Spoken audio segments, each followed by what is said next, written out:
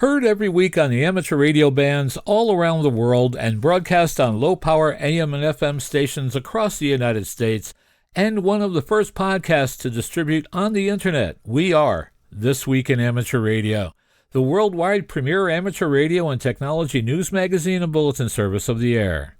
Here are the stories for release around the Earth as we come to air with edition number 1403 of This Week in Amateur Radio.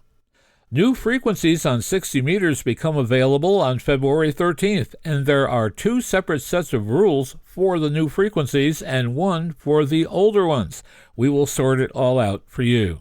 The Shortwave Modernization Coalition is pressing the FCC for an answer to its petition on conducting financial trading on high-power shortwave transmitters.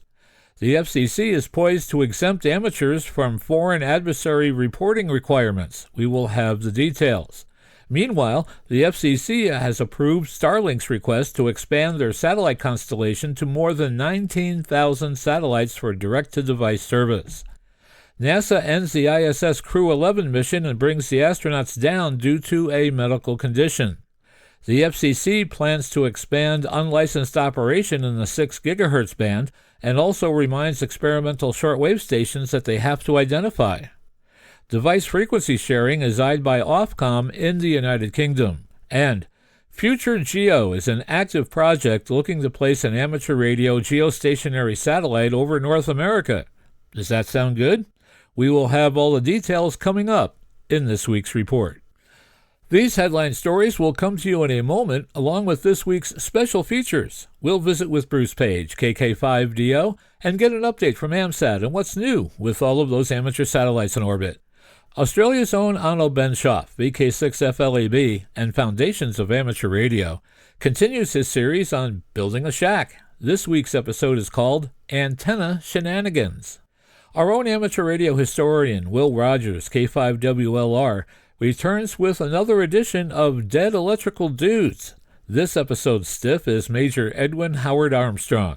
And we will stop by and visit with Bill Sawyers, AJ8B, in the DX Corner with all the latest news on DXpeditions, DX, upcoming contests, and a lot more. That's all straight ahead as North America's premier amateur radio and technology news magazine and bulletin service, This Week in Amateur Radio, takes to the air right now. Reporting from our snowy headquarters studio here just outside of Albany, New York, I'm George, W2XBS. And reporting from our news bureau in chilly Sandwich, Illinois, I'm Jordan Kurtz, Kilo Echo 9, Bravo, Papa Oscar. And reporting this week from our news bureau in central New York, I'm Chris Perrine, KB2FAF. And reporting from our news bureau just outside Rochester, New York, along the southern shore of Lake Ontario, this is George, Kilo Charlie 2, Oscar X-Ray Juliet. And reporting from our news bureau just outside Albany, New York, in the Geek Cave studios, I'm Rich Lawrence, KB2MOB.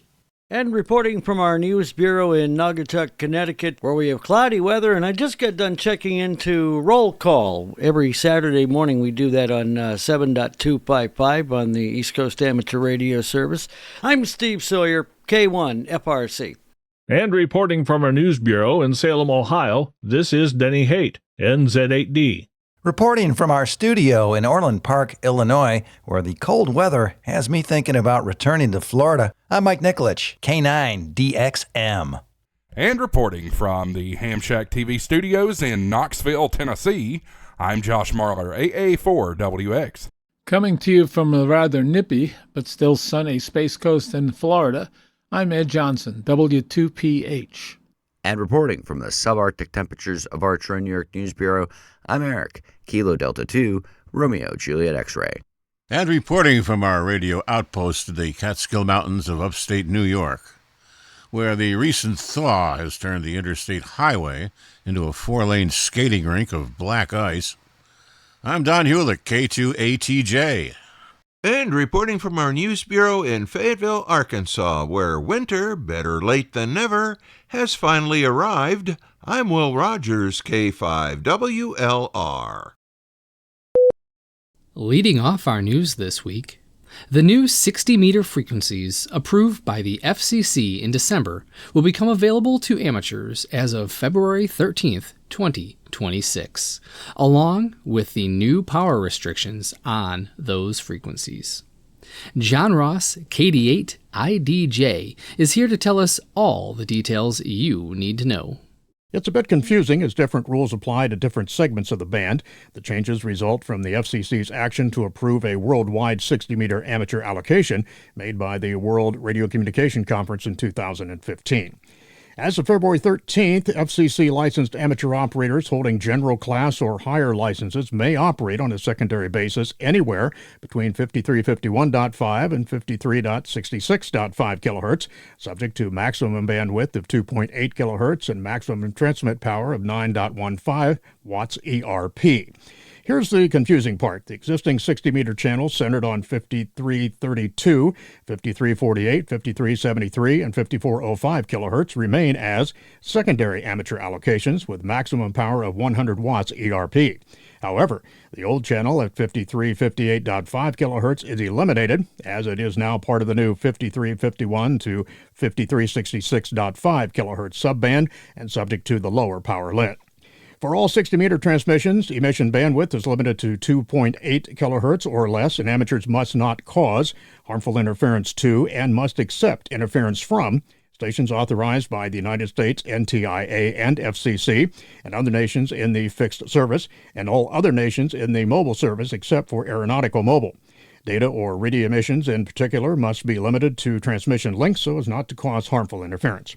Digital mode operators must be familiar with offsets in order to stay within the authorized frequencies. I'm John Ross, KD8IDJ.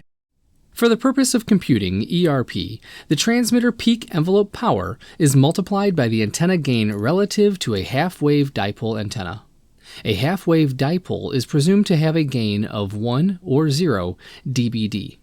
Amateurs using other antennas must maintain their station's records, either the antenna's manufacturing data on the antenna gain or calculations of the antenna gain.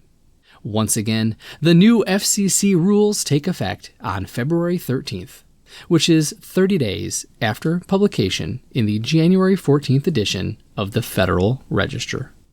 Chairman Brendan Carr said the FCC will act this month to enhance unlicensed use in the 6 GHz band.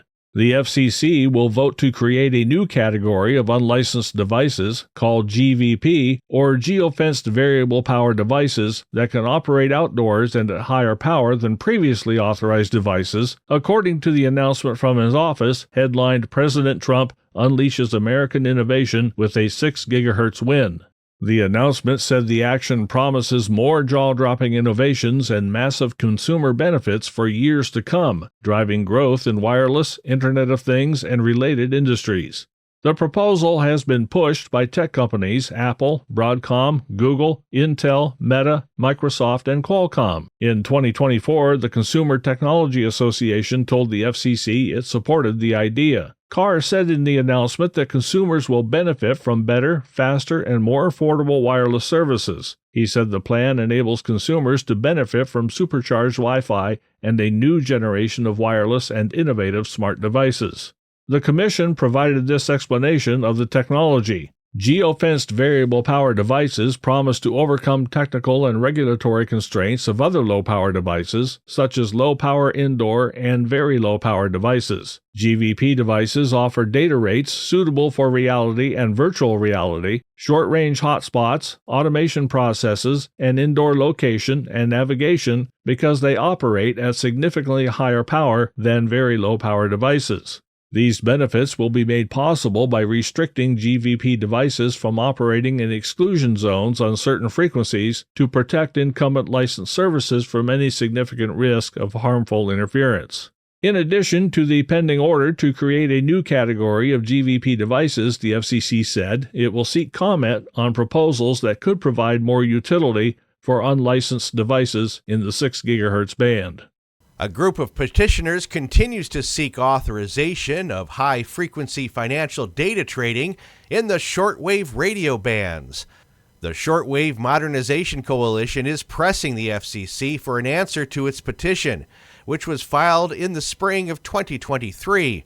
The group is seeking the authorization to transmit on the bands between 2 MHz and 25 MHz under Part 90 of the FCC rules. A number of the bands being sought either include or are adjacent to amateur radio bands. The coalition's original filing drew substantial opposition from amateur radio operators and the ARRL, citing the potential for interference. The ARRL said that in 2024, the IARU's monitoring system detected what was believed to be HF trading interference on the amateur portion of 20 meters. The U.S. Coast Guard also objected to the petition, saying additional traffic would raise the noise floor for everyone. The proposed Part 90 authorization differs from traditional international HF broadcasts governed under the Part 73 rules. Those rules were utilized last year by 3 firms with ties to financial trading to obtain station grants. However, the FCC restricted those stations to broadcast operations, likely prompting trading firms to view the pending Part 90 petition as their only remaining path to secure spectrum for dedicated non-voice data. The SMC's petition has been pending since 2023, and based on the tenor of its latest FCC filing, it is growing anxious for some sort of answer from the Commission. A radio engineer from the 1920s could take a shortwave radio from the 1920s and transmit and receive voice signals today, the SMC wrote in a cost-benefit analysis filed to the FCC after a December meeting with the Commission. It is remarkable how little innovation has occurred in this band. The coalition is made up of 7 financial trading firms that ensure there is always a buyer or seller available for stocks and other financial products. Right now, SMC member experimental HF transmissions operate under Part 5 of the Commission's rules. The licensees are not permitted to provide commercial service, charge fees, or receive payments for products or services of the operation. Absent communications in the 2 through 25 MHz band, the SMC members would lose what has been demonstrated to be an extremely efficient and beneficial method of delivering data over long distances, the coalition wrote in its December filing. Granting Part 90 non-voice licenses would simply allow current experimental licensees to continue their operations that have existed without formal complaints or interference, it said. Moreover, the coalition believes the HF bands should be brought into the current practice of spectrum regulation, with the flexible use approach that the FCC has used to manage other bands. New technology through software-defined systems, the coalition said, has been engineered to find open channels without impacting existing spectrum users. This vital feature of how the band has been utilized means that any harmful interference with active federal users should not be a concern, the coalition wrote. Of course, not all current users of the shortwave spectrum agree with that assertion. 9 Part 90 bands are immediately adjacent or overlap amateur bands. The Coast Guard, meanwhile, worries that the overall noise floor in the 2 through 25 MHz band will increase due to increased usage in the band. In the ARRL's opposition document, which was filed in August of 2023, the association argued that it would not be possible to identify Part 90 stations responsible for interference without periodic station identification using an open and known protocol required for that purpose. The International Amateur Radio Union's monitoring system, which monitors the amateur bands to identify transmissions sent by intruders, captured what is believed to be high-frequency trading in 2024, occurring in the portion of the 20-meter amateur radio band from 14,347.5 through 14,350 kilohertz. The ARRL also noted that experimental transmissions occurred at unknown times and changing frequencies, making interference sources difficult to track down. The SMC's petition also seeks a power increase for Part 90 operation in the 2 through 25 MHz band, resulting in a maximum transmitter power of 20 kilowatts. But the ARRL noted that compared to the current authorization of 1,000 watts peak envelope power for the Part 90 operations that do exist in the HF bands, that constitutes an increase of at least 13 dB, creating a much greater potential for interference. The ARRL also believed that the SMC's analysis was flawed by considering only ionospheric propagation and not ground wave interference, and using noise floor baselines that consider only residential noise levels, ignoring the lower noise floor of rural environments. Their equipment must also be able to transmit and receive on any assigned frequency in the band and capable of immediately changing frequency. SMC member companies stated their experimental stations have already been operating in such a manner. Ultimately, SMC seeks the grant of its petition and initiation of rulemaking process. At the urging of the ARRL, the National Association for Amateur Radio, the Federal Communications Commission is expected to exempt radio amateurs from foreign adversary reporting requirements. John Ross, KD8IDJ, is here to fill us in with all the details. These rules would have applied to citizens of the listed countries, including those living in the United States, who hold or are applying for an FCC license. On January 8, 2026, the FCC released a draft report and order, that's an RNO, expected to be adopted at its January 29th meeting that will, as requested by ARRL, exempt radio amateurs from requirements that would have applied reporting requirements to every FCC-authorized radio amateur subject to the jurisdiction or direction of a foreign adversary. This included any individual, wherever located, who is a citizen of a foreign adversary or country controlled by a foreign adversary, and it is not a United States citizen or permanent residents of the United States. Foreign adversaries are defined in the draft RNO as China, including Hong Kong and Macau, Cuba, Iran, North Korea, Russian Federation, and Venezuelan politician Nicolas Maduro. The draft liberally cites ARRL's comments agreeing that the nature of the amateur radio communication, as well as other individually licensed radio services, poses minimal risk to public communications networks that can drain the commission personnel and resources to process the collection, and attestations for each individual license would go far outweigh the benefit of the public or the agency doing so. You can read more at arrl.org. I'm John Ross, KD8IDJ. The Commission went on to say that we agree with the National Association for Amateur Radio, the ARRL, that while there is a need to protect national security where entities are engaged in commerce by providing networks, services, or equipment to the American public, where there is a possibility of sensitive information being surreptitiously accessed. As ARRL notes, amateur radio licensees not only do not sell or provide any communication service, network, or equipment to the public, but in fact, they are prohibited from doing so by both international and domestic law. The risk to national security of foreign adversary control over these licenses is minimal due to the lack of connection to any of the nation's communications network used by the public. We also agree with the ARRL that this reasoning applies to similar services where licenses are held by individuals, like GMRS, and commercial radio operators, as well as other licenses and authorizations that lack sufficient connection to commercial wireless communication networks in the United States. Furthermore, the personal radio services, a category that encompasses over 1.6 million unique, mostly individual licensees, operate in shared spectrum bands for hobbyist and safety purposes, posing little threat to national security. Similarly, we include antenna structure owners that voluntarily register their towers in Schedule C because they are likely to be individuals or companies that lack sufficient connection to commercial communications networks. Given the sheer number of licensees and authorization holders in this group, the drain on commission personnel and resources to process the collections and attestations for each individual licensee would far outweigh the little benefit to the public or the agency of doing so. The Federal Communications Commission has approved Starlink's plans to deploy an additional 7,500 of its second-generation satellites to comprise a 15,000 satellite constellation. President Trump is restoring America's technological leadership, explained the FCC Commissioner Brendan Carr. The FCC authorization is a game changer for enabling the next generation service.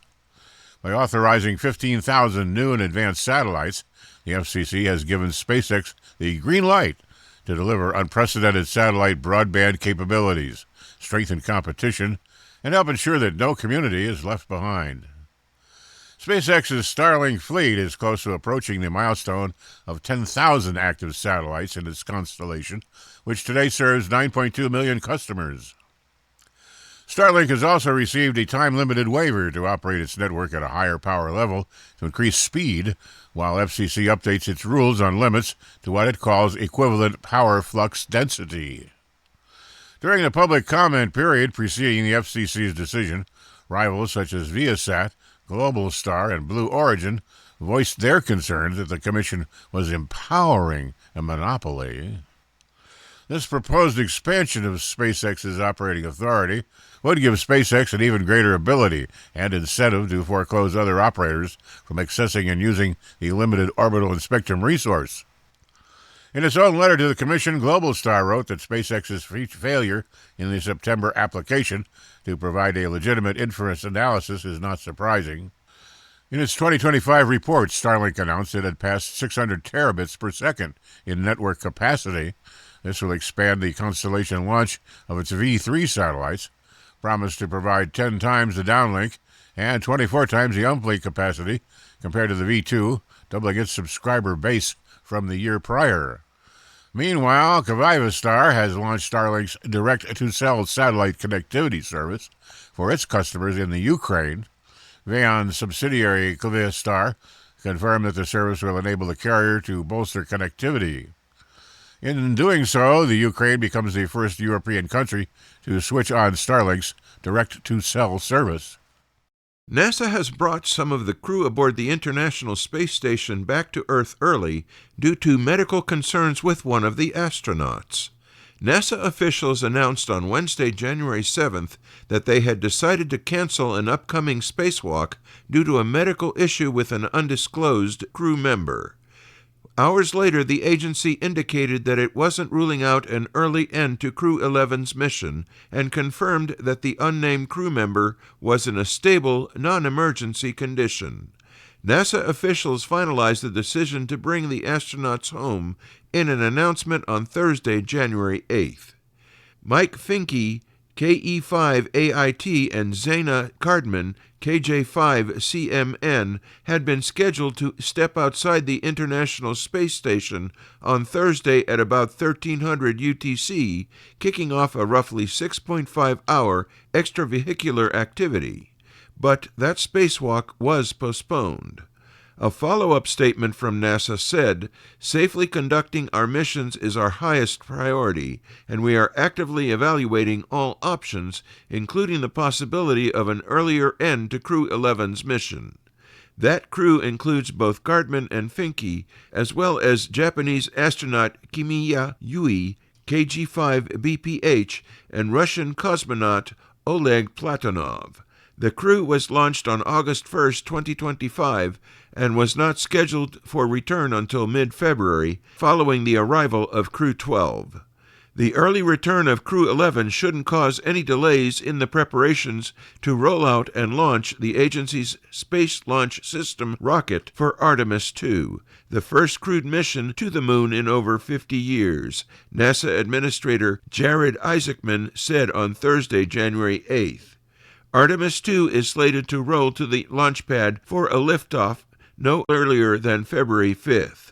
Crew 12 is currently scheduled for a mid-February launch, with Crew 11 previously slated for departure a handful of days after their arrival. Their early departure, however, has raised questions of NASA's ability to handle the logistics of sandwiching the Crew 11 return and Crew 12's launch around what is arguably NASA's biggest mission in over 50 years.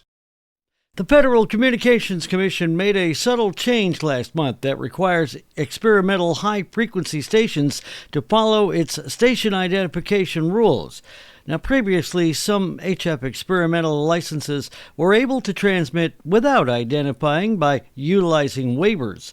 The licensees, which cover experimental operation in the 2 through 25 megahertz band, are available on a temporary but renewable basis. Experimental HF stations are known to run as much as 800 kilowatts of power, But until December, some licenses held waivers allowing them to operate without identifiers. However, in letters issued to licensees on December 17th, the Commission emphasized their obligations. These now include strict adherences to the identification rules. The Commission explained that an experimental radio station must transmit its assigned call sign at the end of each complete transmission, or at least once every 30 minutes in clear voice or Morse code, with all digital encoding and digital modulation disabled during station identification. The FCC's Office of Engineering and Technology said the letters were in response to interference complaints from incumbent spectrum users. Several amateur radio bands, for example, operate in and around where experimental stations are licensed. One experimental station, Whiskey Kilo 2 X-Ray Juliet Kilo, is operated by Rockland Wireless, and it has its antenna on the Armstrong Tower in Alpine, New Jersey. It is authorized to operate with 16 kilowatts ERP, including through the 14.0 through 14.88 megahertz band. As Cobb noted, WK2XJK was exempted from identification as of December 1st. However, by December 17th, that exemption had been removed. Cobb went on to say that not all experimental stations had been exempted from radio station IDs. It remains unknown why some held waivers while others did not. Cobb speculated that it may have simply been a matter of whether or not the license requested an exemption at all. These licenses have drawn significant interest from the HF trading industry for sending data between the U.S. and foreign exchanges. While experimental HF stations can operate under Part 5 of FCC rules, the Commission states that licenses are not permitted to provide commercial service, charge fees, or receive payments for products or services operation. Experimental license records are normally public, but applications can petition to withhold commercially sensitive data. Cobb also reported that the Commission rejected requests from Skywave Networks to reveal confidential information in license applications through the Freedom of Information Act.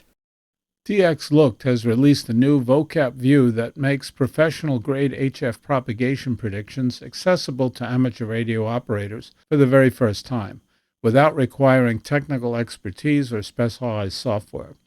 VOCAP, the Voice of America Coverage Analysis Program, is the gold standard for HF propagation prediction, originally developed by the U.S. government for international broadcasting. It uses sophisticated ionospheric modeling to predict which frequencies will work between any 2 points on Earth, based on solar activity, time of day, and seasonal variations. Until now, using VOCAP required command line tools and configuration files that put it out of reach for most hams.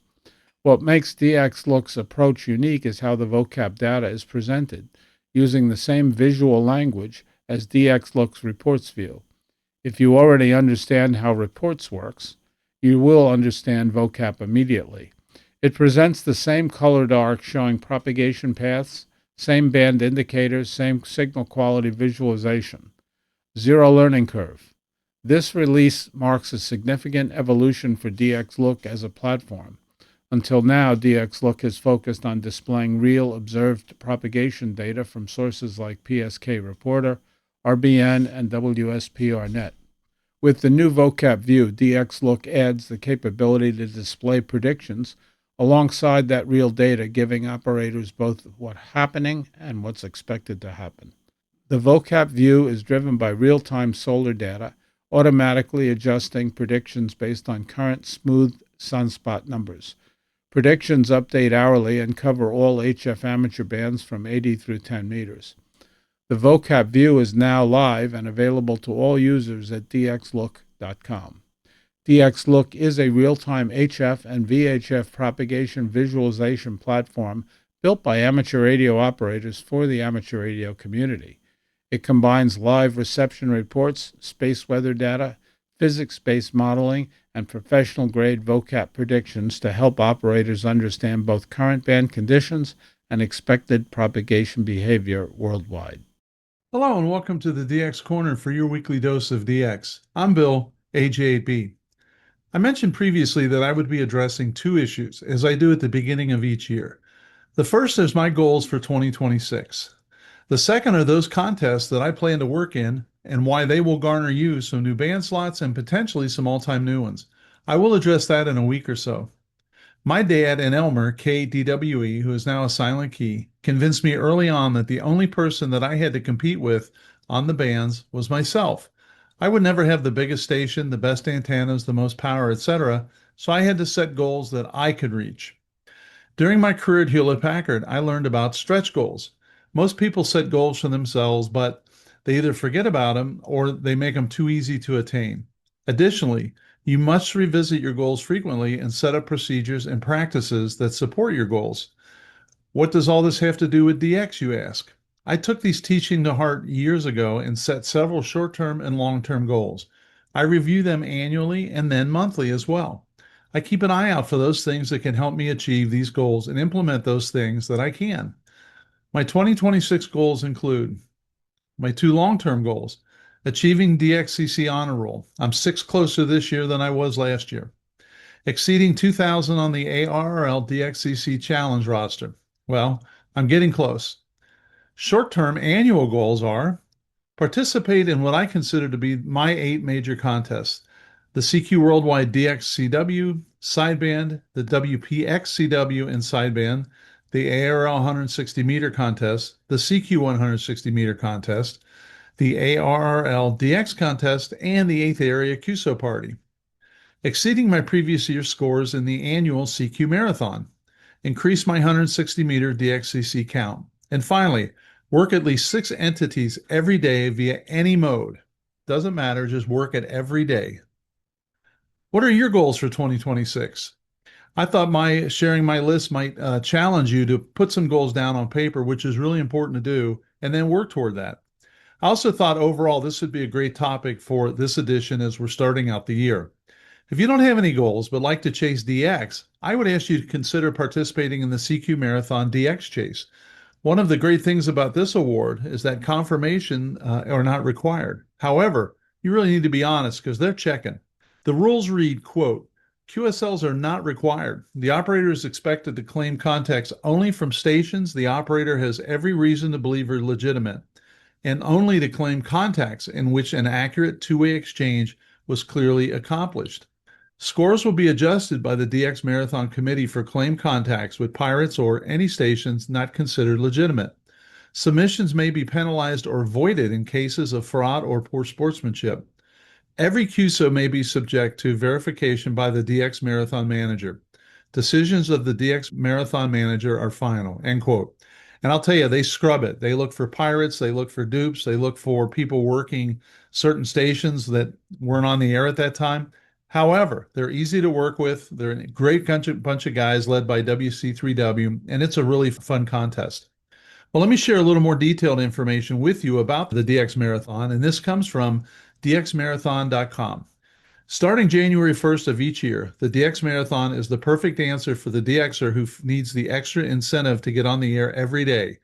Simply work as many countries and CQ zones as you can in each calendar year, regardless of the band or mode.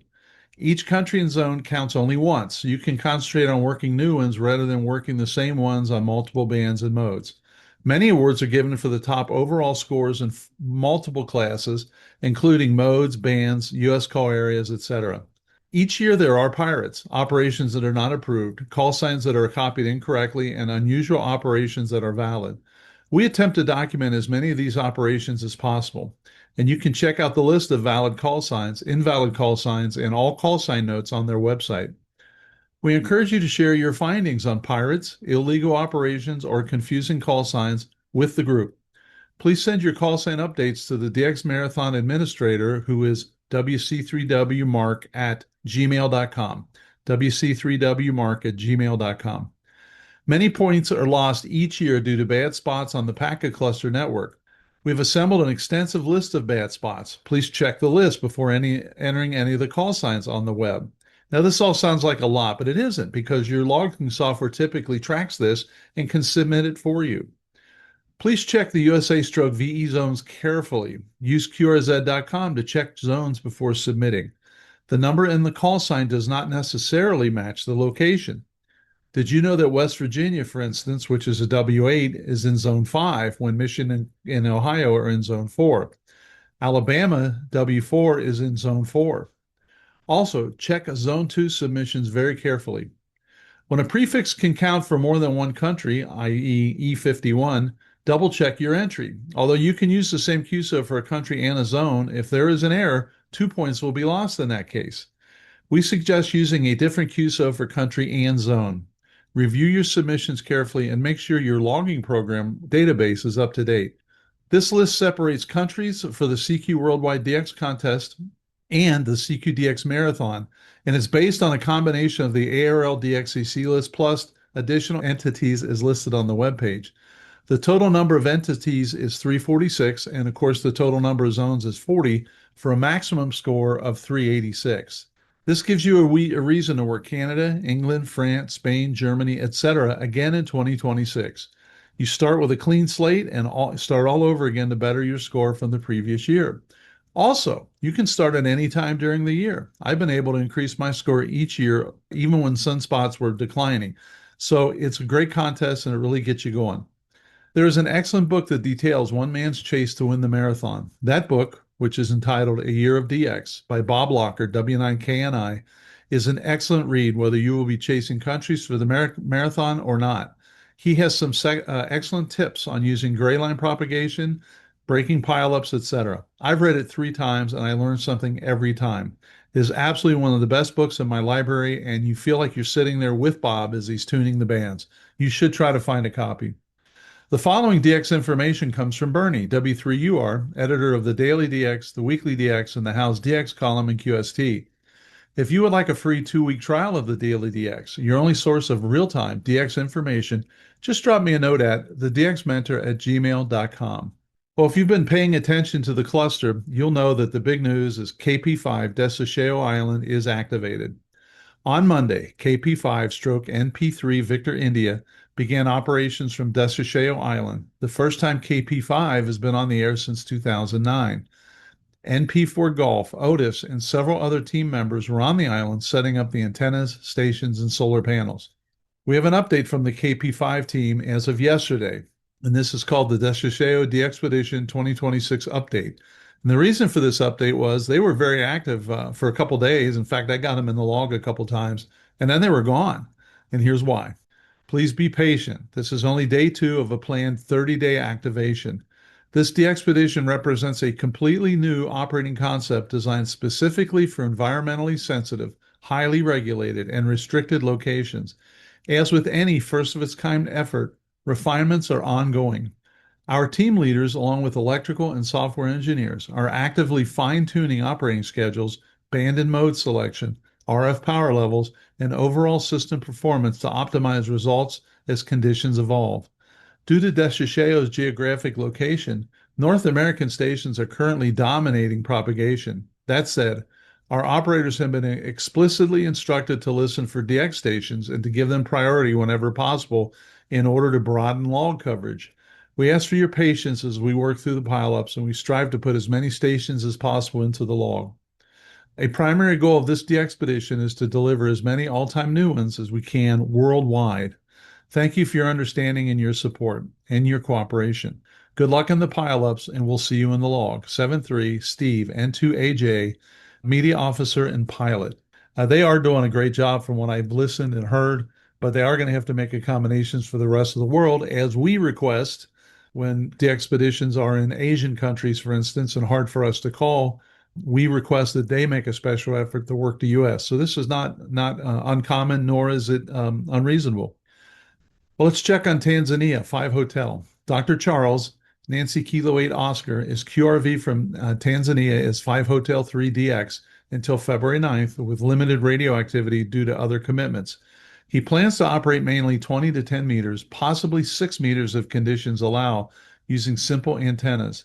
A more extensive operation is expected in April, and he is exploring remote operation, although limited internet access is currently a challenge in Tanzania. From the South Shetland Islands, Victor Papa 0 Stroke H, we have this. LZ0 Alpha, who is LZ1 Alpha Alpha Whiskey, Evo, continues his activity from the Bulgarian Antarctic base on Livingston Island. He is a faculty member at the Technical Institute of Sofia and demonstrates the value of amateur radio and radio communication systems in an area without local infrastructure. He has QRV in his spare time and has been reported on FT8 on 20 and 15.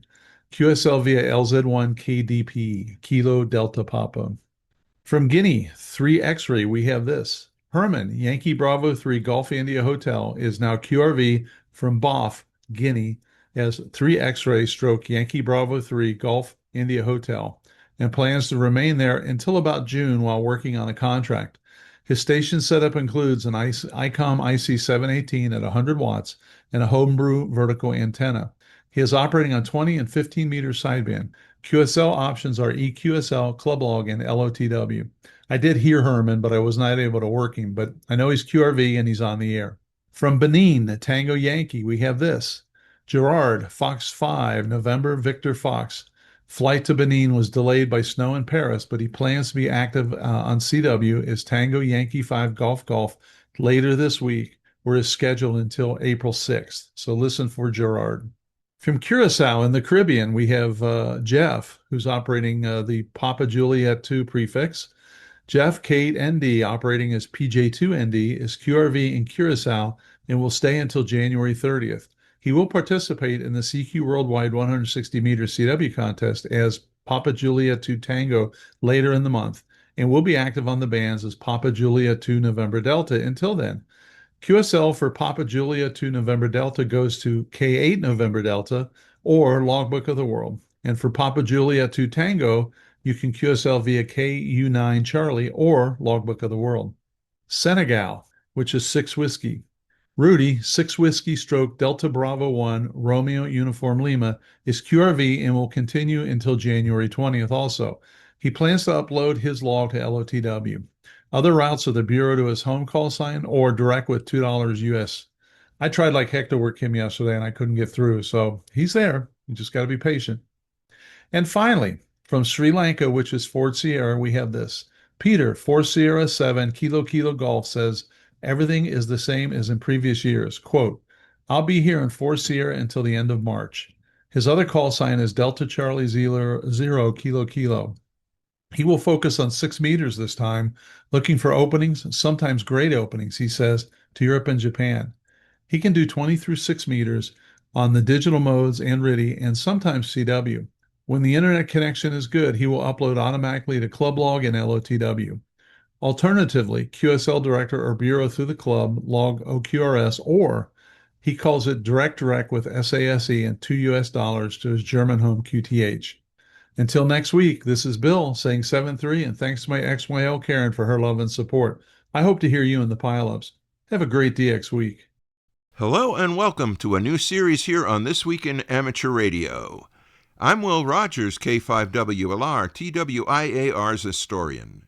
From the most interesting mind of Philip Nedlinger, KA4KOE, comes the next chapter in a new series called Dead Electrical Dudes. This is a truly radical look at the past of radio development. Philip has presented these dudes on EHAM over the last several years and has kindly granted us permission to use his materials here on TWIAR. And so we continue with Dead Electrical Dudes number 3. This chapter stiff, Major Edwin Howard Armstrong. Entered mortal coil 18 December 1890. Assumed room temperature 31 January 1954. Major Armstrong. Inventor, ham, patriot. We radio amateurs, and the rest of the world for that matter, owe a great debt of gratitude to this month's dead electrical dude, Major Edwin Howard Armstrong. Howard's inventions form the basis for all modern radio communications devices. Indeed, the list of Howard's accomplishments is impressive.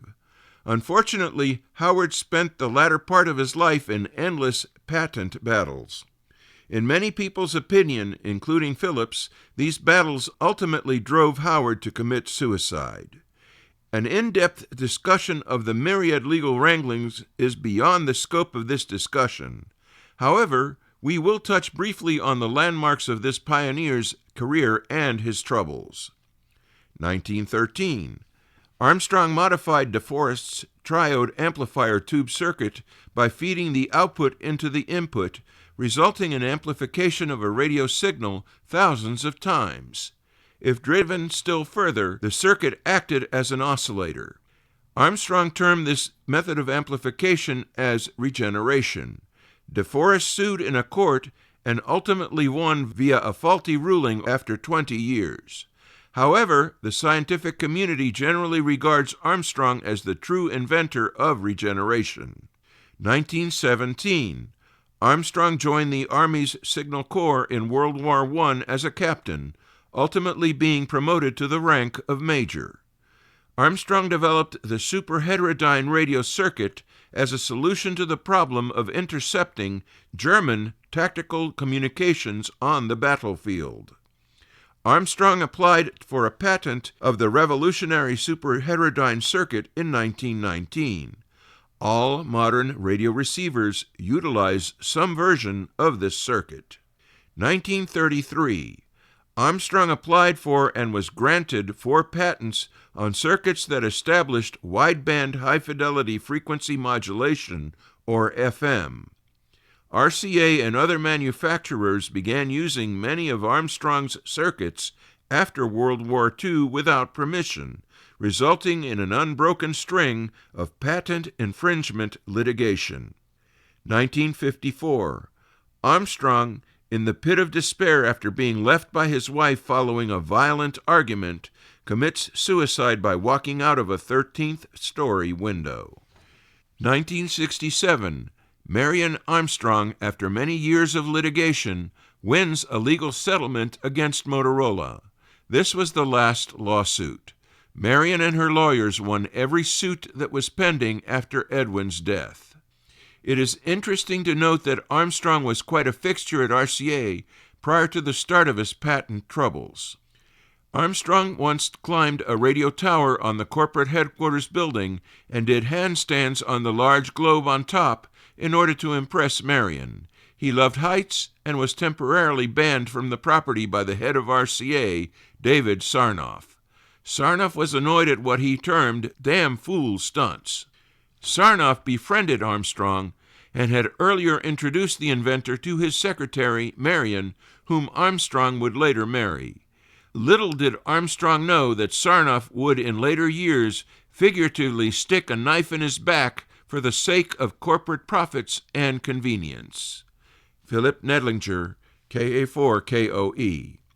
References: Empire of the Air, The Men Who Made Radio. If you can get a copy of this book, do so, as it is fascinating reading. There's a postscript. The intent of this series of articles is to present biographical information in a humorous manner.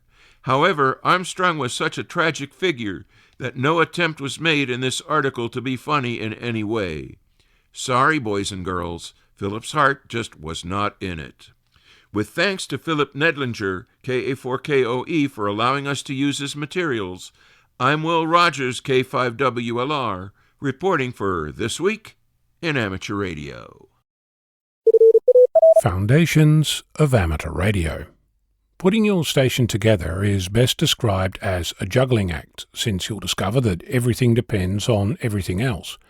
And the more you plan, the more you learn, and the more variables become apparent. None more so than with the selection of an antenna. Antennas are endlessly variable. To give you a taste, imagine a loop of wire, shaped like a circle. As you stretch the circle, it becomes an oval. If you pull on 4 corners, it's a square. Pull it tight between 2 points and it more or less becomes a single wire. In other words, one piece of wire can essentially make an infinite number of antennas. And we haven't even varied the material, length, thickness or coating. So, to discuss antennas is to embark on a lifelong journey of exploration. And me telling you to get one over another is not going to help. Instead, I'd like to discuss some considerations that you might not have encountered. The obvious issue of space is generally the first consideration. Then there's the neighbours and their sense of aesthetics, or lack thereof.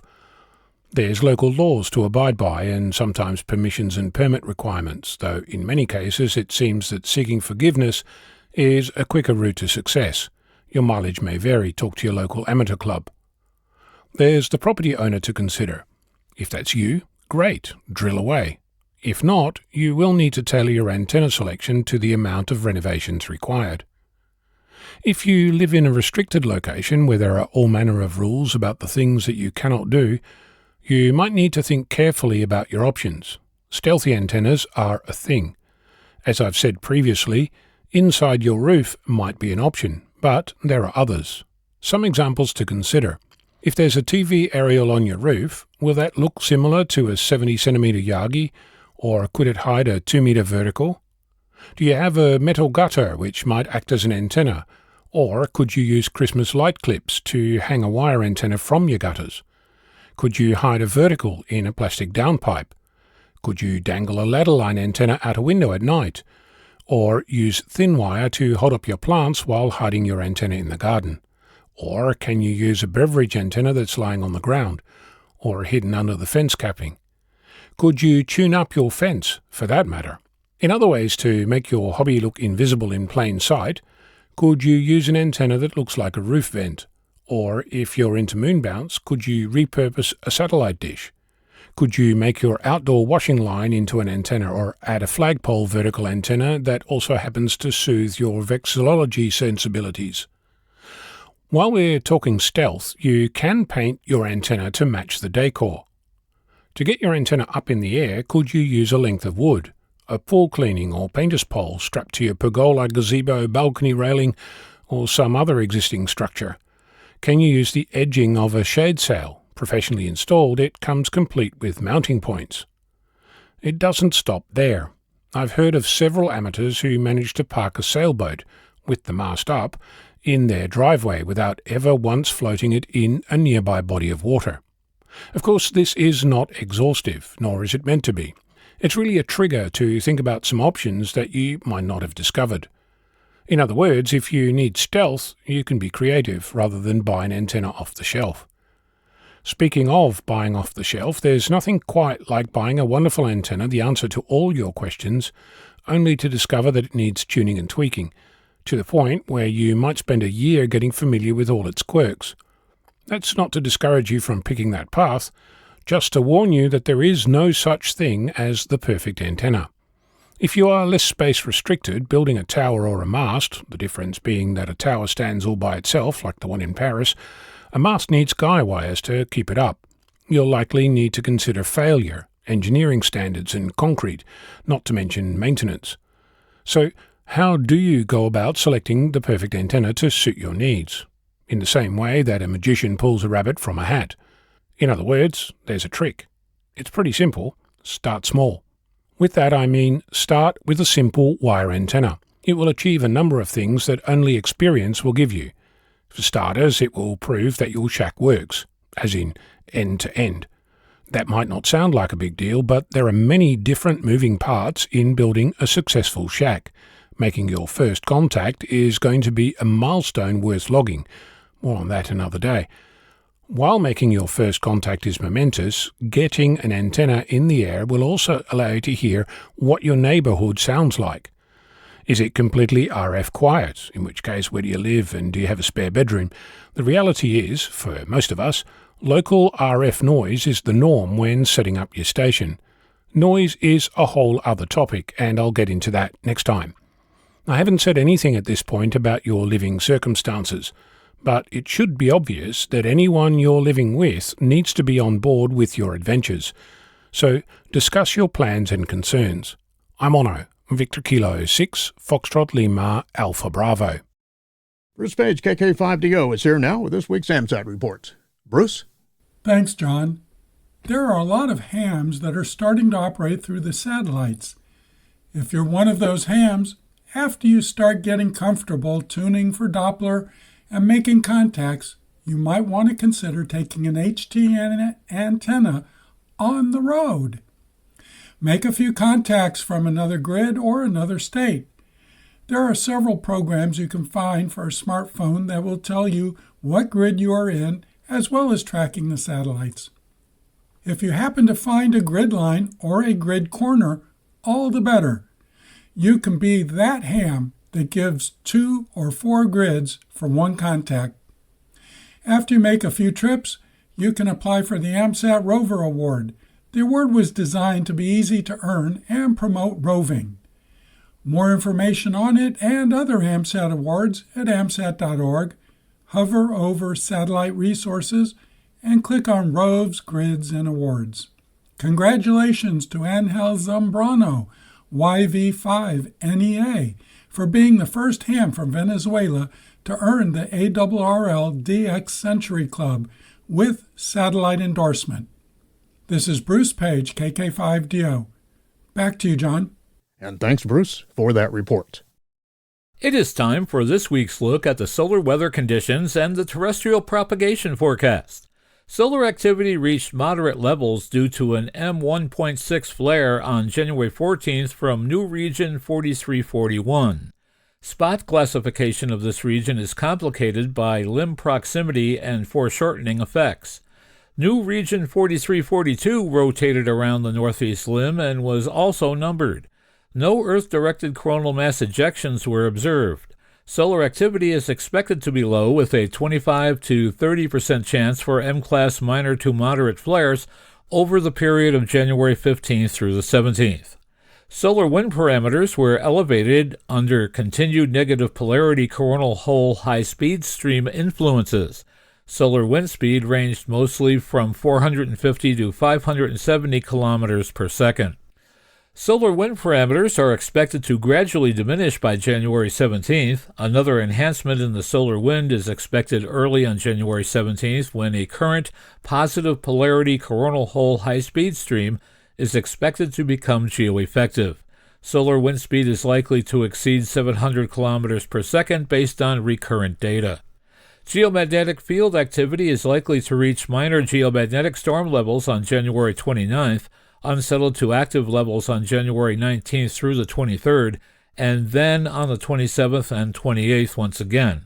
All enhancements in geomagnetic activity are due to the anticipated influence of multiple recurrent coronal hole high-speed streams. The remainder of the outlook period is expected to remain mostly quiet. For more information concerning propagation, visit the ARRL Technical Information Service, read a quick guide to HF propagation using solar indices, and check out the propagation page of Carl Lewetzel-Swab K9LA. For customizable propagation charts, visit the VOA CAP VOACAP online for Ham Radio website. Just ahead in radio sport this week, January 17th and 18th, the Hungarian DX contest, that's CW and phone. January 17th to the 19th, the Prodigi contest, that's digital. January 17th and 18th, the North America QSO Party single sideband, that is phone. January 17th and 18th, the NA Collegiate Championship single sideband, phone. January 17th to the 19th, the ARRL January VHF contest, CW phone and digital. And also on January 17th through the 18th, it's the Feldhell Sprint, that is digital. Remember to visit the ARRL contest calendar for more events and information. Upcoming section, state, and division conventions, January 16th to the 17th, the Southwest Florida Regional Ham Fest, ARRL Southern Florida Section Convention, that's in Fort Myers, Florida. January 30th through the 31st, the Jackson, Mississippi Capital City Ham Fest, ARRL Mississippi State Convention in Jackson, Mississippi. February 7th, the Hendricks County Ham Fest, hosting the ARRL Indiana Section Convention, that's in Danville, Indiana. And remember to search the ARRL Hamfest and Convention database to find more events in and around your area. With the old year ended and a new year starting up, it might seem to some of us that time is out of sorts. Well, it actually was out of sorts in the United States, specifically in Boulder, Colorado, home of the F4 atomic clock that delivers the official time with precision right down to the microseconds. It seems that a storm-related power cut by the electric utility serving the Boulder campus of the National Institute of Standards and Technology caused a drift in time of 4 millionths of a second in the official timekeeper, the F4 atomic clock. Those moments are immeasurable and of little importance to most of us, except for those who rely on precision in data centers, global positioning systems, aerospace, telecommunications, and the Network Time Protocol Service, the time resource for computer systems. In the wake of the storm, Jeff Sherman, the physicist who maintains the atomic clocks, reported in a mailing list post on Google Groups that the atomic ensemble timescale at our Boulder campus has failed due to a prolonged utility power outage. By some reports then, in late December, time literally stood still, however briefly, until the switch was made to a backup generator. That cost the F4 atomic clock its accuracy. Anticipating the storm with winds of hurricane strength, the National Institute of Standards and Technology had previously advised users to connect to redundant systems at other campuses, such as WWW Fort Collins, Colorado, or Gaithersburg, Maryland, which would remain unaffected. As for the F4 atomic clock in Boulder, the time discrepancy was resolved with the clock's recalibration after power was back on by Sunday, December 21st. It was, of course, just a matter of time. Also a matter of time is just how long the Leaning Tower of Goodland will remain standing. This longtime AM station in northwest Kansas is off the air after wind gusts exceeding 80 miles per hour left its tower leaning. Licensed to Goodland, KLOEAM broadcasts on 730 kilohertz with a 1 kilowatt daytime and just a meager 20 watts at night. It transmitted from a single tower. According to owner Kyle Bauer, 2 of the 4 insulators supporting the tower broke during high winds that swept through Kansas late on the afternoon of December 18th. A third insulator broke days later. Noise on the frequency is bothersome enough when you're attempting to contact a much-wanted DX, but noise on frequencies used by commercial aircraft can shut commercial airspace down, as it did earlier this month in Greece. Flights into Greece were temporarily grounded, delayed, or diverted this month after an unexplained noise was heard over radio frequencies that are used to communicate with aircraft. The air traffic radio blackout caused a loss of all frequencies, according to reports from the Association of Greek Air Traffic Controllers. The Hellenic Civil Aviation Authority told the media that the cause was a continuous involuntary emission disrupting communications on January 4th. Authorities said they were able to rule out any likelihood of a deliberate attack, but they were continuing their investigation into what they called an unprecedented outage. It was suspected that the 2-hour standstill was the result of some unknown technical issue. A report by the BBC said that one theory reported was that a station in the mountains near Athens had failed.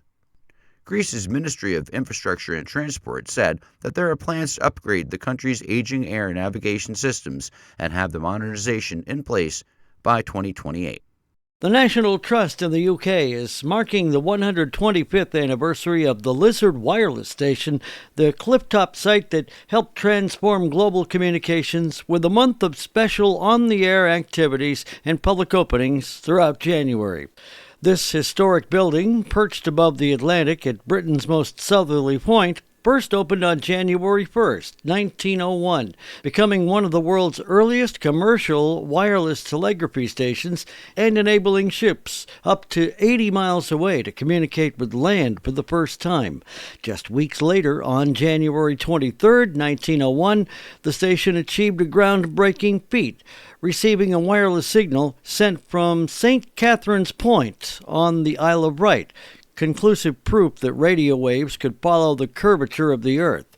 The breakthrough paved the way for Guglielmo Marconi's landmark transatlantic communication from pole to, later that same year, establishing the foundations of long-distance radio communication. Today, the site remains a living piece of radio history. Cared for by the National Trust and run by dedicated volunteers, the station still operates as an amateur radio hub, connecting visitors and radio enthusiasts with the very landscape where pioneering experiments once took place. The National Oceanic and Atmospheric Administration Geostationary Operational Environmental Satellites, or GOES, program started a revolution in meteorology and weather forecasting.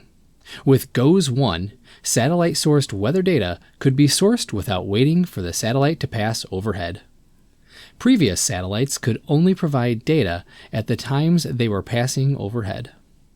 The first 3 GOES satellites carried an instrument called Visible and Infrared Span Scan Radiometer. This instrument enabled meteorologists to collect a wider range of data as well as a fuller set of data than ever before. GOES 1 went up in 1974, with the next 2 arriving in the next 5 years. The second generation of GOES satellites added important weather observation instruments. With these, our understanding of phenomena such as El Niño and tropical storms improved greatly. Furthermore, beginning with GOES 7, an RF receiver was added as part of the Search and Rescue Satellite-Aided Tracking System. From 1994 to 2001, the third-generation GOES satellites reached orbit. Innovations included the ability to narrow the area under observation to better understand local weather events. GOES 12 also included the Solar X-ray Imager instrument, which added a full-disk X-ray observation of the Sun to the toolkit of space weather watchers. Generation 4 satellites, called GOES-N, ushered in improvements to positioning with star tracker instruments. With these, the location of weather events could be more precisely determined. The extreme ultraviolet sensor added to space weather observations. Scan rates were quickened to 1-minute scans, which aided in understanding severe weather outbreaks and issuing warnings. The current generation of GOES satellites, known as GOES-R, added a variety of capabilities. These satellites feature the ability to narrow in and zoom out from local to global views with a choice of scan rates. Fire detection instruments were added for the first time ever on a geostationary satellite. Many hobbyists enjoy receiving direct L-band downlinks from these satellites. If you're visiting the Orlando Hamcation Fairgrounds between the 13th and 15th of February, and you're bringing along an APRS-enabled device, tune it to 147.585 MHz using a path of temp1-1. That will get you into the digipeater being set up by the Daytona Beach Amateur Radio Association, enabling you to connect with others at Hamcation, sending and receiving messages. The Daytona Group is sponsoring the digipeater activity and calling it APRS Day Out, allowing radio operators to practice the kind of networking skills that would come in handy during events like Hamcation or during a crisis. Once you're connected, your first message should, of course, be CQ, to let everyone know you've arrived on the network. In the UK, the regulator Ofcom has proposed changes in radio spectrum that would make it Europe's first country to implement the sharing of the same frequencies between two different technologies. The proposal looks specifically at the upper portion of the 6 GHz band, where priority usage would be given in one portion to Wi-Fi devices, such as routers, and another to mobile devices, such as cell masts. Ofcom said the move to the so-called prioritized spectrum would most directly benefit businesses, households, and the UK economy in general. The change would affect indoor and low-power Wi-Fi and any higher-power Wi-Fi under the control of an automated frequency control system as protection against interference. The regulator will be accepting comments on the proposal no later than March 20th, 2026. The import and sale of foreign-made drones and components are now banned in the U.S. following action by the Federal Communications Commission, citing the potential of national security risks. The agency's move follows an executive order from the White House in June banning unmanned aircraft systems and their parts. The executive order, known as Restoring American Airspace Sovereignty, stated that the move also has the goal of boosting drone manufacturing in the U.S. for use here and for export to the global marketplace. As FCC Chairman Brendan Carr said on X, criminals, terrorists, and hostile foreign actors have intensified their weaponization of these technologies, creating new and serious threats to our homeland. It is certainly true that drones are redefining the shape of modern conflict. But the question here is, if foreign drones get banned, why wouldn't all these bad guys just buy American drones instead? It's not clear how the prohibition solves the purported problem. To be clear, this ban only affects any future drone models designed outside the U.S. In other words, anything you can buy right now will continue to be on sale. It's just that any newer models will not be certified, so going forward, only old foreign drones and new domestic ones will be available. Take that, terrorists! However, the military and Homeland Security Services can still request waivers for specific models they want, and given that many first responders use drones these days, it wouldn't be surprising if they get waivers too. But part of the reason those American companies struggle is because they are fighting the established dominance of foreign drones, specifically from China and even more specifically from DJI. This one company commands upwards of 70% of the entire world's drone market. Its products are cheap, reliable, and capable. However, in this world of trade wars and Taiwanese tensions, relying so heavily on a Chinese company is a potential risk. Besides, they might not be secure. The Army banned DJI drones in 2017 for cybersecurity reasons, and they might even be sending all their information back to the Chinese government, per CNN. So the Trump administration appears to have just taken a hammer to the whole situation. Bad drones go away. The problem, of course, is that leaves everyone who uses them in the lurch. Drones are a huge market, estimated to be about $6 billion in the U.S. As an example, drones have become critical to agriculture in a way that cannot be cheaply replaced. The good news is that everyone can still buy the same old models they have been. The bad news is they'll never get all the cool new stuff that the rest of the world will get. To catch up, America will need to build competitive capabilities at a competitive price. Robert W. Bob Jones, VE7RWJ, a former top official of the International Telecommunications Union, passed away on January 7th at the age of 82. His early fascination with amateur radio led to a career in telecommunications and engineering. Jones was the Director General of the Canadian Radio Communications and Broadcasting Regulatory Branch from the 70s through the mid-90s and led the Canadian delegation to various ITU conferences when he was elected as a director of the ITU Radio Communications Bureau. He served in that leadership post from 1995 to 2003. Jones continued his involvement with ITU as a member and the Radio Communications Board from 2007 to 2010 and received an ITU Silver Medal at the end of his term. Jones was an active amateur, first licensed in 1959 as VE3 CTM, and International Amateur Radio Union Secretary Joel Harrison noted, W5ZN. ARRL President Rick Roderick, K5UR, noted that Jones will be remembered during a moment of silence for Silent Keys at the end of this week's ARRL Board of Directors annual meeting. A celebration of life for Jones will be held Saturday, January 27, in Kelowna, British Columbia. The service will also be live-streamed. Moody Bible Institute's 90.1 WMBI-FM in Chicago is currently operating at 10-kilowatt transmitter power output due to interference with communications equipment at nearby Chicago O'Hare International Airport. The flagship station of the Moody Radio Network, WMBI-FM ordinarily operates with 100 kilowatts effective radiated power. The issue stems back to November. The station went off the air completely after being notified by the FCC that the Federal Aviation Administration detected an aspect of its 90.1 FM signal causing minor interference with local air traffic control. Moody said that the FAA recently introduced communications that are highly sensitive to background noise. As a result, WMBI must filter out spurs as low as 80 dB at 133 MHz. While some amateur radio groups in North America are getting ready for Winter Field Day, the cold weather equivalent of the ARRL's annual emergency preparedness event in the summer, one club in California is taking the exercise a few steps further. The Tehachapi Amateur Radio Association, AC6EE, is calling the event the inaugural Wintertide Disaster Outreach.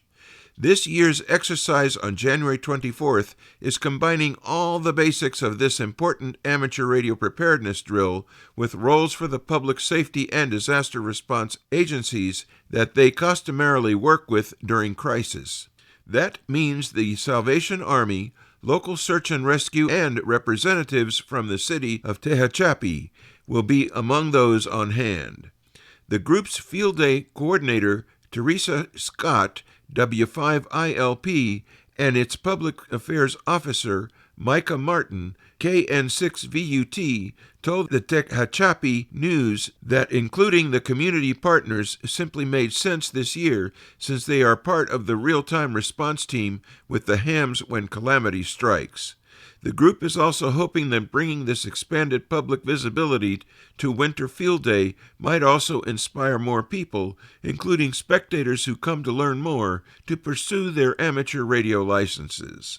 Micah told the newspaper that the Winter Field Day Association, which supports this exercise every January, was not aware of any other Winter Field Day events that had planned such a wide-ranging involvement this year.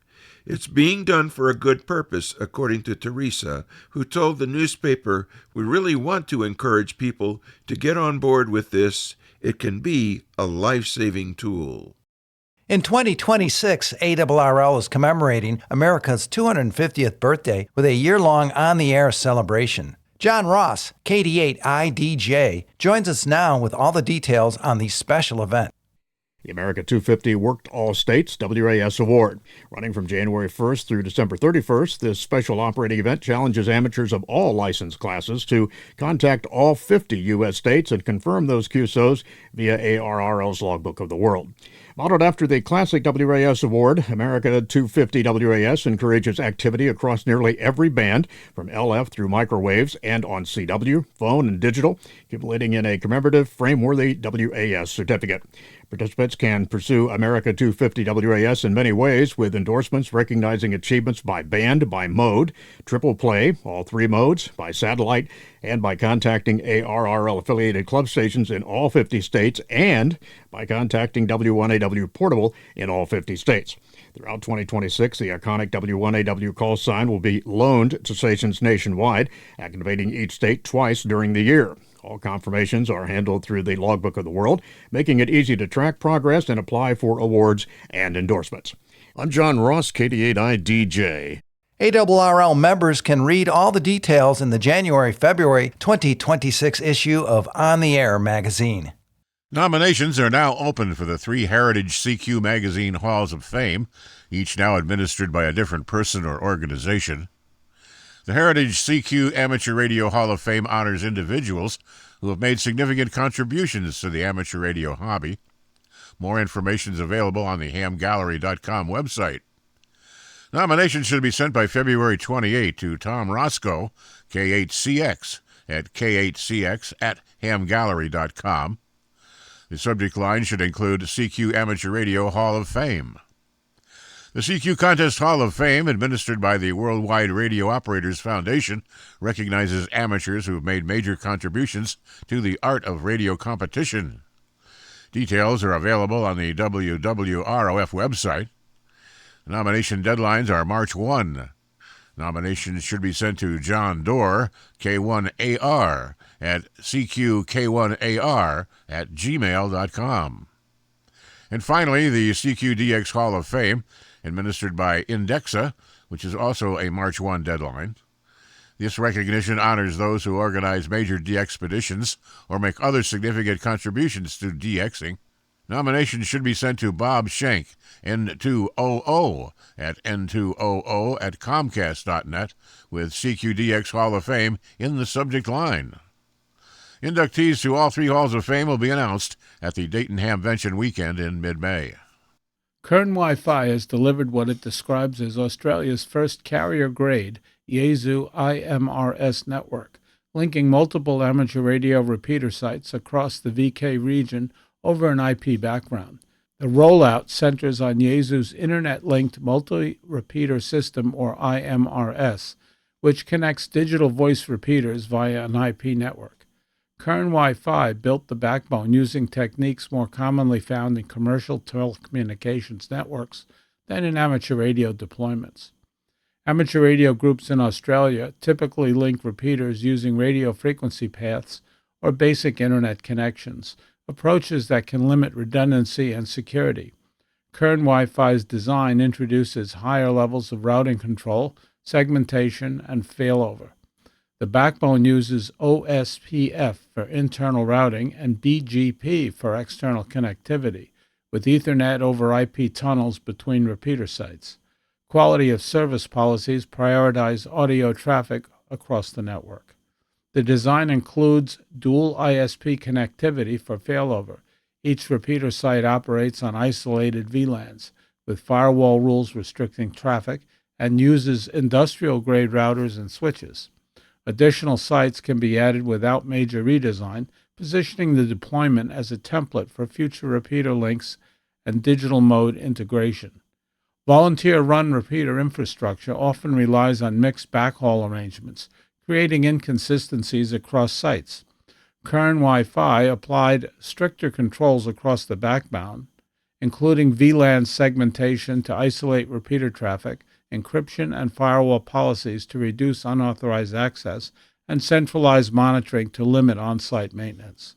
The project aligns with a broader shift in amateur radio toward Internet-linked systems, including digital voice ecosystems such as WiresX that depend on IP connectivity for inter-regional coverage.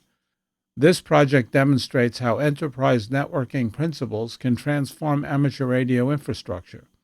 By applying carrier-grade standards, we've created a system that is secure, resilient, and future-ready for the VK Australian community. Kern Wi-Fi expects additional repeater sites to join the IMRS backbone as clubs expand coverage and link more systems into national digital voice networks. It's time for this week's edition of AMSAT Satellite Shorts from all over. And we begin the week with word that SpaceX is lowering orbits of 4,400 Starlink satellites to 480 kilometers through 2026, reducing ballistic decay time by 80% and preventing orbital debris accumulation risks. Lower altitude decreases collision risk in increasingly crowded low Earth orbit. Deorbiting faster prevents long-term orbital contamination as well. Massive orbital reconfiguration represents proactive response to congestion challenges. Nearly half of Starlink's 9,400 operational satellites will require altitude adjustments. The current 550-kilometer orbit sits within crowded debris-prone regions. The proposed 480-kilometer altitude places satellites in a less congested orbital band. Next, 2025 was a banner year for shattering launch records worldwide. The 324 orbital launch attempts in 2025 represented a 25% increase from 2024's previous record of 259. Almost 60% of all launch attempts came from the United States, with SpaceX conducting 170 of the 193 American launches.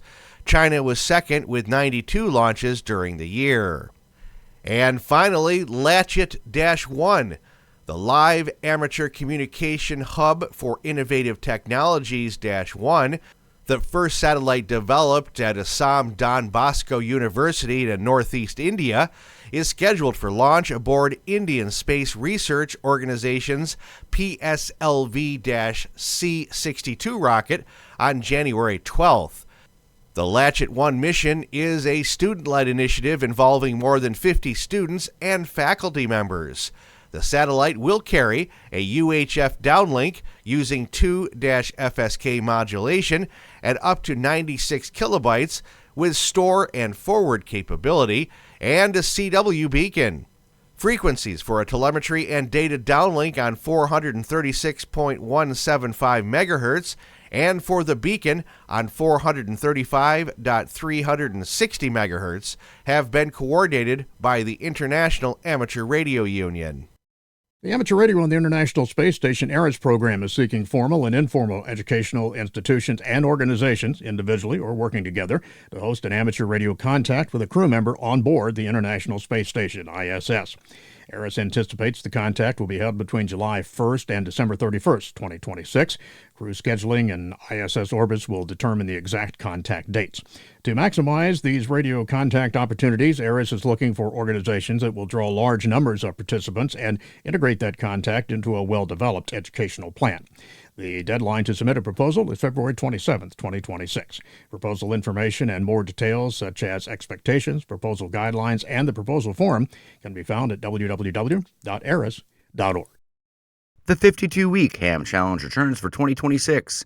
This year's challenge consists of weekly exercises ranging from making a QSO on Echolink to eliminating a source of interference. This is meant to inspire you to extend your horizon in amateur radio by weekly challenges through the year that touch all aspects of ham radio and related fields. A lot of the challenges may be trivial for some participants because it is what they do all the time, but very challenging to others. Participants of the challenge are encouraged to help each other in any way possible. Participants are encouraged to post progress through social media using #HamChallenge. An IRC channel is also available. The 52-week Ham Challenge is created by Fabian Kurtz, Delta Juliet 5, Charlie Whiskey, and is available on the web at hamchallenge.org. As of January 1, the landscape for drone operators has also changed in the UK under new Civil Aviation Authority regulation. Each drone to be sold must carry class marks that reflect compliance with that particular aircraft's technical and safety standard. The class marks are similar to those used in the European Union and cover where and how the drone can be flown. There's also an array of new regulations covering different weights of drones and their permitted proximity to people or crowds of people. Drones carrying cameras and weighing at least 100 grams are also required to have a flyer ID. A remote ID is also required to transmit the drone's ID and its location while airborne.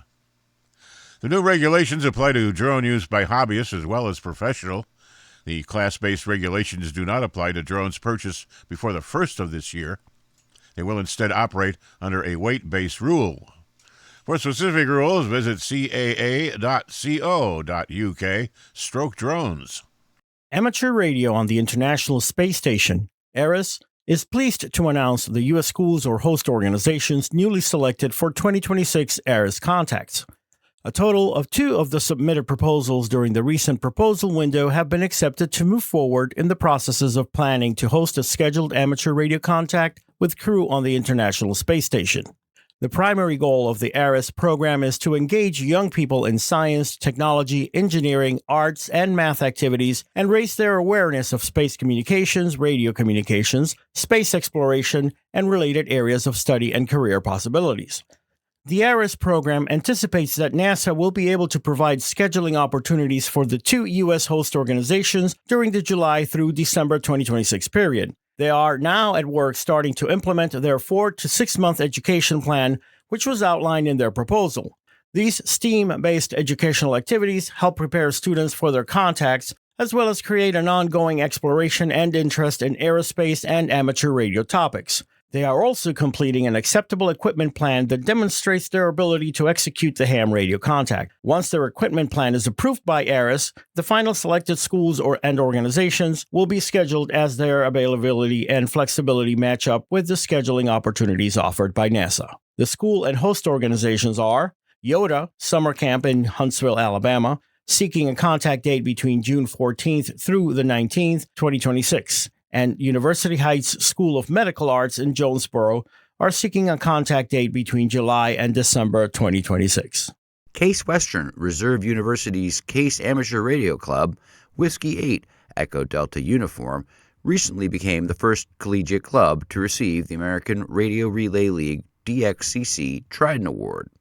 This prestigious amateur radio award recognizes confirmed contacts with amateur radio stations in at least 100 different foreign countries on each operating mode: radio telegraphy, radio telephony, and digital communications. This represents a substantial engineering and operating skill achievement, said David Kasdan, faculty advisor and adjunct assistant professor of electrical engineering. Student operators put in a great deal of time making all 3 thresholds. The contact that took us to the mark was with station Tango Oscar 4 Kilo in St. Bartholomew, radio telephone on the 15-meter amateur band. Amateur television operations aboard the International Space Station received a significant upgrade on December 22nd, when an HDMI converter was installed on the ARIS ham TV system. The new hardware expands video capabilities for ham TV and supports the use of a broader range of onboard cameras during future educational contacts. The installation was performed during scheduled maintenance activities by NASA astronaut Chris Williams, Kilo Juliet 5 Golf Echo Whiskey. ARIS reported that the HDMI converter can generate a video test signal when the system is in standby mode, providing clear visual indication of system readiness and video path functionality. The December upgrade builds on Ham TV's return to operation earlier in the year. The Ham TV unit was installed aboard the ISS on July 29th by astronaut Johnny Kim, Kilo Juliet 5 Hotel Kilo Papa, after several years of offline for repairs. Following installation, ARIS confirmed acquisition of signal reports from amateur stations as the system began transmitting a carrier on 2395 MHz, with continued testing through August confirming stable carrier operation. Those efforts led to successful video use during an educational contact on October 18th with scouts in the United Kingdom. During that event, Johnny Kim, Kilo Juliet 5 Hotel Kilo Papa, answered student questions while appearing live on station via Ham TV. Pre-contact testing included tone and color bar transmissions, followed by a successful live video downlink from the ISS. In the days following the December 22nd maintenance activity, amateur observers again reported reception of color bar test signals, confirming proper operation of the video chain. On December 23rd, amateur operator Scott Chapman, Kilo 4 Kilo Delta Romeo, reported successful reception of Ham TV test video during an ISS passover North America, documenting decoding of a video test pattern using a 1-meter S-band dish. Ham TV uses a DVB-S digital amateur television transmitted on 2395 MHz, and reception typically requires a 2.4 GHz capable antenna, a low noise amplifier, and a compatible DVB-S receiver or software-defined radio. With the HDMI converter installed and testing complete, ARIS has indicated that further Ham TV activity is expected during educational contacts in 2026. For those interested in receiving Ham TV, Scott Chapman has published a community guide describing one method of decoding and recording Ham TV test video using SatDump and VLC media player. Additional technical background, reception reports, and ground station information are maintained by the British Amateur Television Club. The Fredericksburg Repeater Operators Group, a group of amateur radio operators in Gillespie County, Texas, now have their radio repeaters operational on solar power. Thanks to a grant from the ARRL Foundation, the repeater site can remain on the air without interruption during critical events despite loss of commercial power. For many years, the group has provided amateur radio repeater services to the community. It also maintains a set of repeaters located at nearby Methodist Hospital Hill Country in Fredericksburg to be used in times of public need, such as the solar eclipse events of the past few years, severe weather events, and fires. These repeaters provide backup communication should such be needed. One of the 5 hams who worked on the project, D. Hester, K7UD, said this means they will have communications during any kind of emergency event. The site is in a great location, and we have 3 repeaters operating 24/7, said Hester. Over the past 3 years, we had at least 2 events, a major fire and an ice storm, and without power, where communications were not possible. Hopefully, we are now better prepared, and it won't happen again. Hester added that the site will also benefit the Amateur Radio Emergency Service as well as the Radio Amateur Civil Emergency Service. For more information, visit the group's website. AMSAT is offering a limited-time promotion for new and renewing members that includes a free digital copy of Getting Started with Amateur Satellites. The promotion is being offered as AMSAT begins the 2026 membership year. Anyone who joins or renews their AMSAT membership during the promotional period will receive a download link for the latest edition of Getting Started with Amateur Satellites in their membership confirmation email. The guide is designed to help radio amateurs understand the fundamentals of satellite operation and serves as a practical reference for both newcomers and operators returning to the hobby. In addition to this limited-time promotion, AMSAT membership includes a subscription to the AMSAT Journal, access to archived issues, discounts on selected items in the AMSAT online store, and opportunities to participate in AMSAT elections, committees, award programs, and other AMSAT activities and programs. Members may also access archived proceedings from past AMSAT space symposiums through the AMSAT member portal. Beyond these tangible benefits, AMSAT membership supports the development, launch, and operation of amateur radio satellites, along with education and outreach efforts. Joining AMSAT is not just about individual benefits, it is about being part of the community that builds and operates amateur satellites for radio amateurs worldwide. As AMSAT looks ahead to 2026, the promotion helps launch another year of growth and opportunity for amateur radio in space. VU2AF, Adolph Shepard, and Linux in the Ham Shack host Russ Woodman have become silent keys. An enthusiastic CW operator who was also widely known for having a warm and dignified voice on the air, Adolph Shepard, VU2AF, believed in extending friendship through the airwaves. Those who joined him on the evening HFNet, AirNet India, looked forward to the welcome they always received from him as net control. Adolph's enthusiasm and hard work also credited with having transformed a modest regional hamfest into what is now known as Hamfest India, a popular national event. Meanwhile, family, friends, and followers of the popular Linux and the Ham Shack podcast are also grieving the loss of its host, Russ Woodman, K5TUX. Russ became a silent key on January 14. His death came 16 days after being hospitalized for complications from the flu. His wife, Cheryl, a W5MOO, posted daily updates on his condition on Facebook. The news hit the family and his friends hard. On his YouTube channel, Russ tells his viewers that although he first began Linux in the Ham Shack to give amateurs the options beyond using a closed-source software, his efforts gained momentum and expanded into podcasts, video tutorials, and other activity. For more than 15 years, his podcast had been co-hosted by numerous fellow amateurs, including his wife, Cheryl. Russ was the first licensed in 1993. He was 56 years old. And our final story this week. You might not know it, but plans are currently in progress to launch a geostationary amateur radio satellite that would provide multi-mode communications coverage to Europe and most of North America. Led by ESA and AMSAT DL, the project is currently called Future Geo and would be the pinnacle of achievement for the amateur radio hobby. Future Geo is likely to be very similar to the QO100 satellite that covers Europe, Africa, the Middle East, and a large portion of Asia.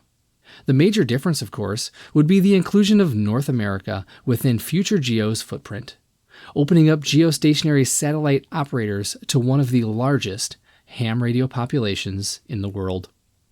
What makes Future Geo so compelling is the showcase of modern radio and software technology, as well as the relatively low barrier to entry to satellite communication.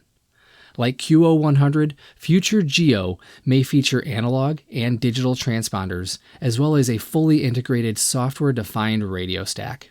What that opens up is every existing ham radio mode, analog and digital, utilized through an easily accessible stationary satellite.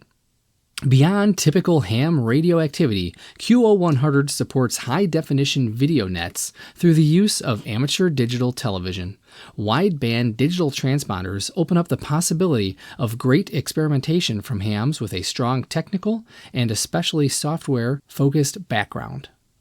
Imagine receiving amateur radio television with similar ease to that of DirecTV or Starlink. Access to the technology is achievable. Everything required to access Future Geo from your own backyard can be possible for about the same cost as an entry-level HF rig. Based on current progress and the pace at which QO100 was implemented, we could see Future Geo become reality within the next 4 to 5 years. This Week in Amateur Radio is holding open auditions for news anchors for the weekly national worldwide amateur radio news service. If you have a good radio voice and can reliably read provided news copy, we are looking for you. This, of course, is an all-volunteer position. An amateur radio license is not required. You must have a high-quality microphone, headset mics are not used, and be familiar with audio editing software to record and edit your finished news stories before uploading.